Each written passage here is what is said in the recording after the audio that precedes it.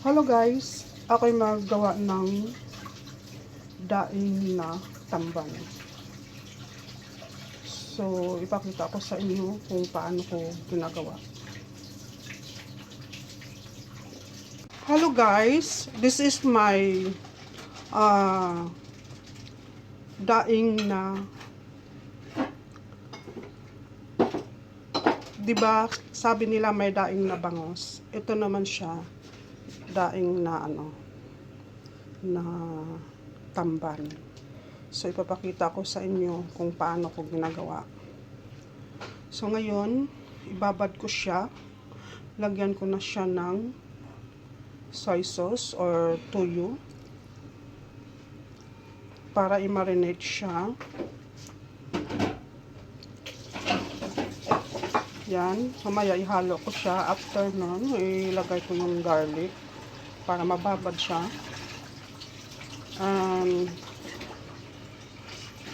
Little vinegar. So, I'm using apple cider vinegar. And then, I put pepper or black pepper nga buo. Yan. And then, I put a little salt.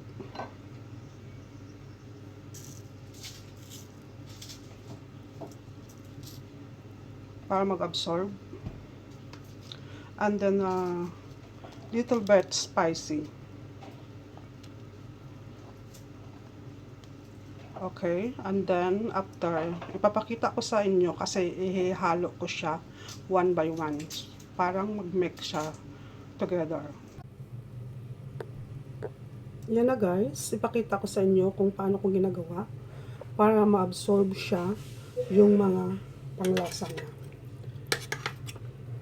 Yan. I-one by one ko siya.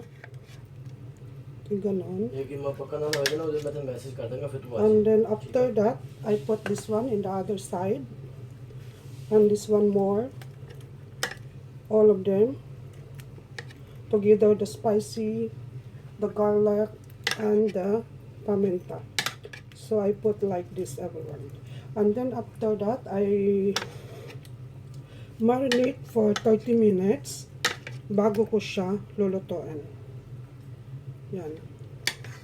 So, kung mayroon siyang bangus na daing, ito naman is daing na tamban.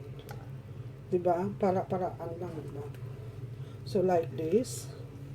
More. Para mag-absorb siya lahat-lahat. Yan. And then, this is the last one part. I put like this. And then this is the last part of the sauce. We put her up of the fish like this. See? And like this, I make leave for 30 minutes at bago natin siya lulutuin.